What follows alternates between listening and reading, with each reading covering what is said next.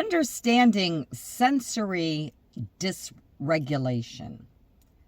This is printed in the ottoolbox.com. Remember your last temper tantrum? Do you remember what it felt like to be suddenly so mad, sad, and completely out of control? Most of us probably had our last true temper tantrum more recently than we care to admit. A majority of those emotional outbursts were probably exacerbated due to a number of reasons: lack of sleep, poor diet, undesirable environment, discomfort, or pain. Deciphering the difference between a tantrum and sensory meltdown is a must. One ongoing debate in the pediatric therapy world is discussing what behaviors are due to sensory-related reactions and what behaviors are due to something else. How many toddlers or teenagers' temper tantrums may actually be related to their sensory experience? If it really is sensory-based, then what are the solutions? The OT Toolbox is here to do our best to answer your sensory-related questions. A great first step in determining whether unwanted behaviors are based on sensory experiences is to learn about what sensory dysregulation is. To get started, here's the article about sensory processing red flags. Playing a huge role is understanding self-regulation and the ability to select and implement self-regulation strategies based on sensory needs. What is sensory dysregulation?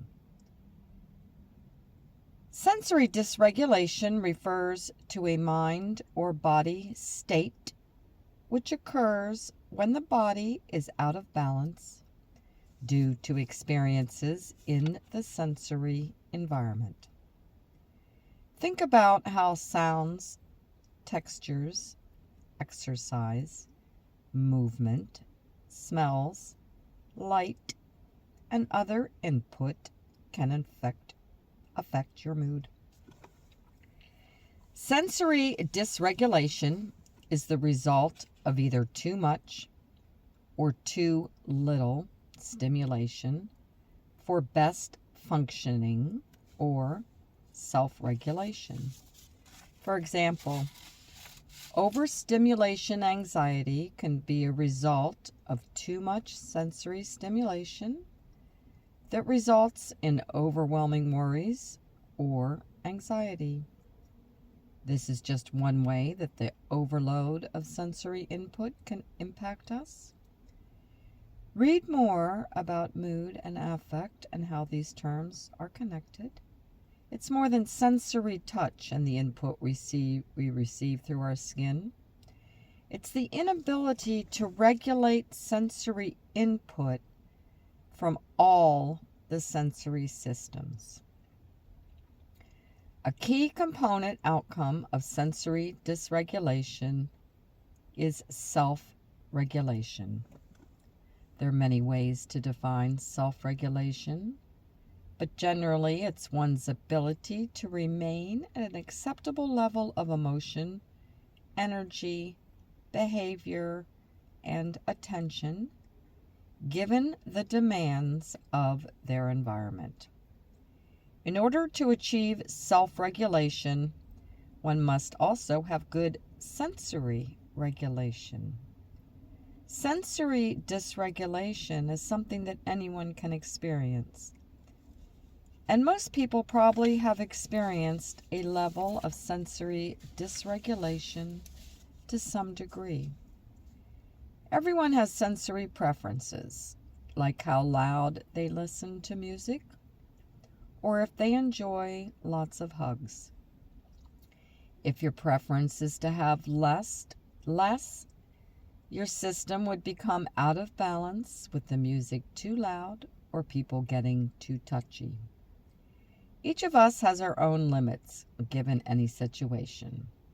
But once you are in tune with your body's needs, you know when it has become too much. When the system is unbalanced, maladaptive behaviors or tantrums occur if no coping strategies are implemented. We covered this individualized preferences and nuances of neurodiversity in greater detail in our post on sensory diets for adults. People with sensory processing disorder, which is an issue on a larger scale that affects a much smaller portion of the population, feel dysregulated more often and have far less ability to self-regulate. When sensory processing disorders can exist while they can exist in isolation, they may be most prevalent in those with autism or ADHD. One example of dysregulation is the individual with sensory needs dealing with a fire drill. There are lots of sensory inputs all at once, and navigating that stressor is distressing. What does dysregulation look like? Sensory dysregulation, much like emotional dysregulation, feels uncontrollable. Something is wrong, and the person may not know what is causing them to feel off or how to solve the problem. Sensory dysregulation may look and feel similar to emotional or behavioral dysregulation that can cause temper tantrums.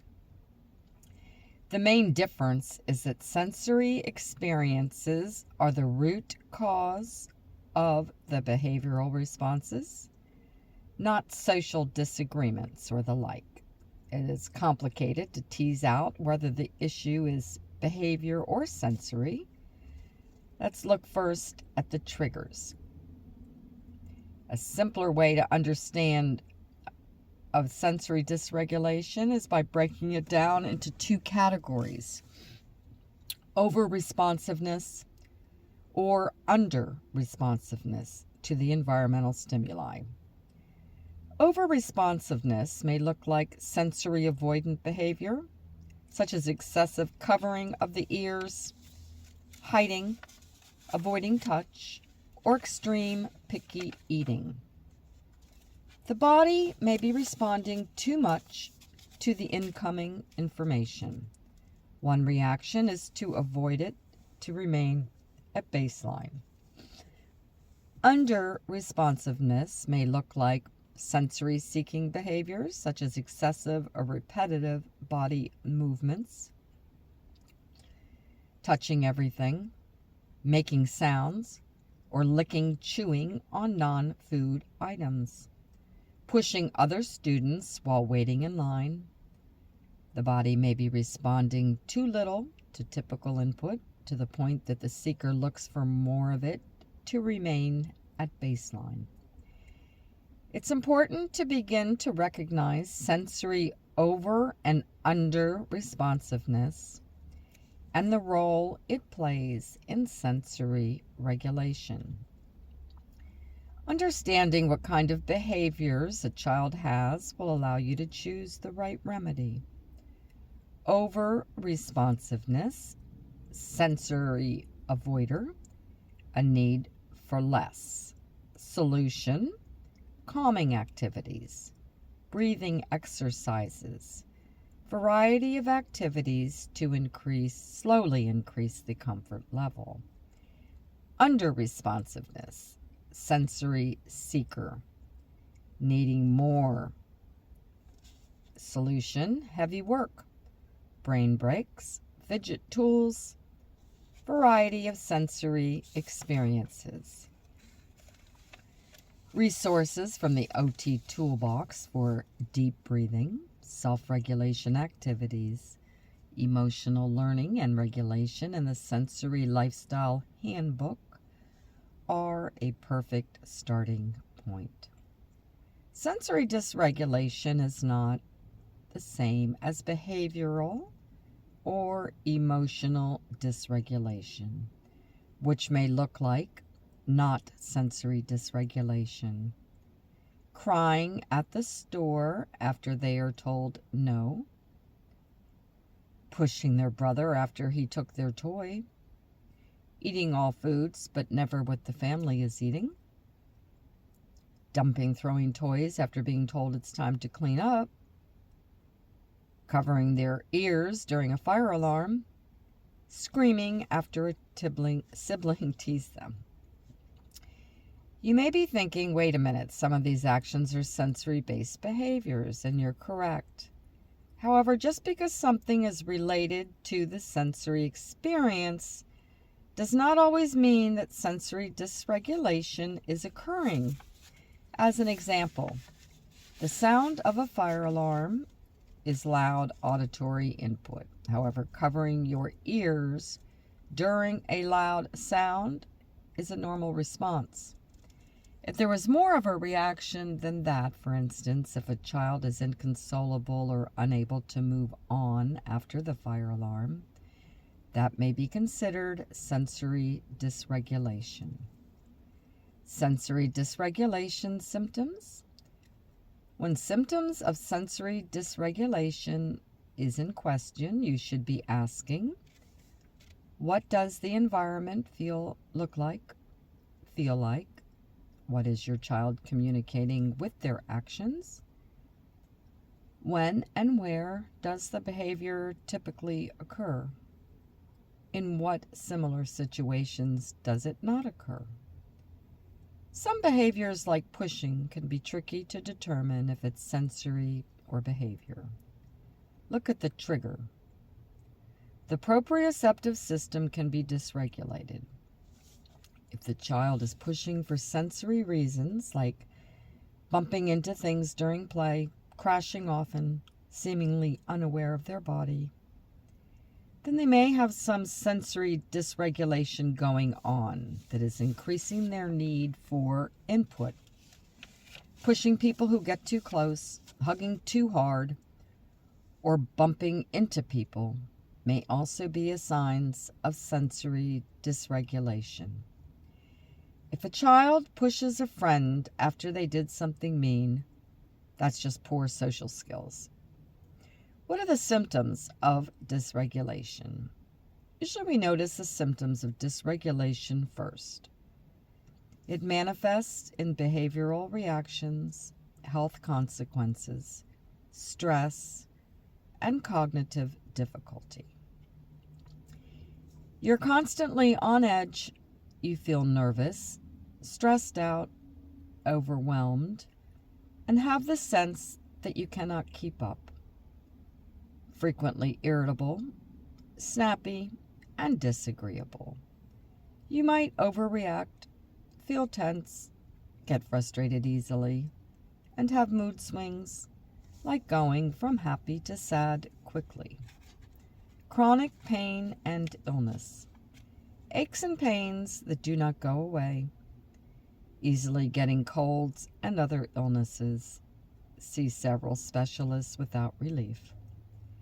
Highly sensitive to stimuli. You might identify as a highly sensitive person. Things that people may not even notice bother you. Smells. The sound of people snapping gum. Fabrics. Clutter. And being in crowds may feel overwhelming. You might be anxious, depressed, or stressed by the amount of information coming in. Sleep problems and daytime fatigue. Your nervous system has a hard time relaxing to go to sleep or is hypervigilant during the night. You wake with your gas tank half full, so by mid-morning you are fatigued.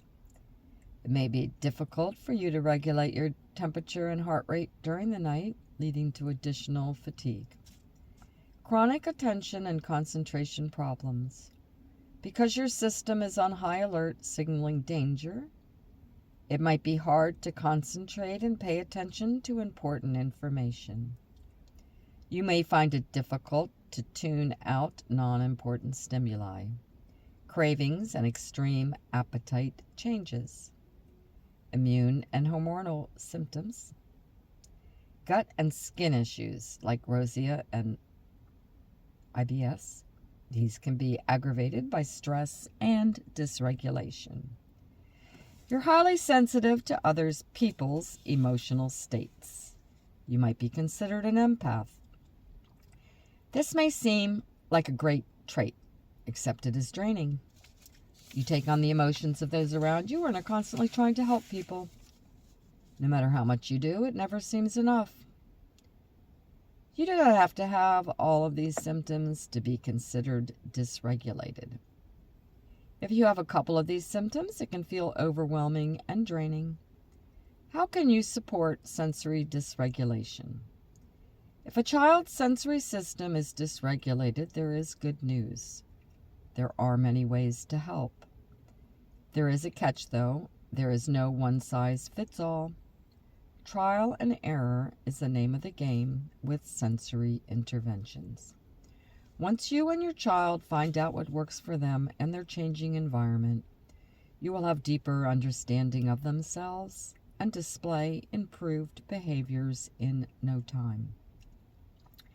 Check out these resources for sensory integration, calming exercises, self-regulation activities, and more.